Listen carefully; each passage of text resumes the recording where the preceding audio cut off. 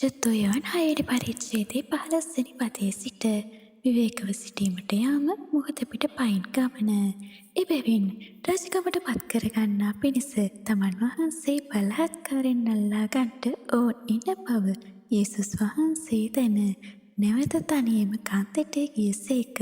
සවස් වූ කල උන්වහන්සේගේ ගෝලය මුහුද ළඟට ගියෝය. ඔවුහු ඔරුවකට නැගී මුහුදින් එගොඩව කපර්නහුමට යන පිණිස ගියෝය. එවිට අන්ධකාරය වී තිබුණේය. ඒ තාක්ම යේසුස් වහන්සේ ඔවුන් ළඟට ඇවිත් සිටියේ නැත. තද සුළඟක් ඇසූ බැවින් මුහුද කැළඹී තිබුණේය.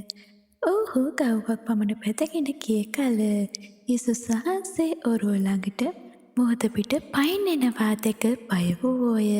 මමය බය නොවෙල්ලායි උන්වහන්සේ කීසේක. එබැවින් ඔවුහු උන්වහන්සේ ඔරුවට ගන්ට කැමති වූවෝය. ඔරුව ඔවුන් යන්ට සිටි තැනට එකෙනෙහිම පැමිණුණේය.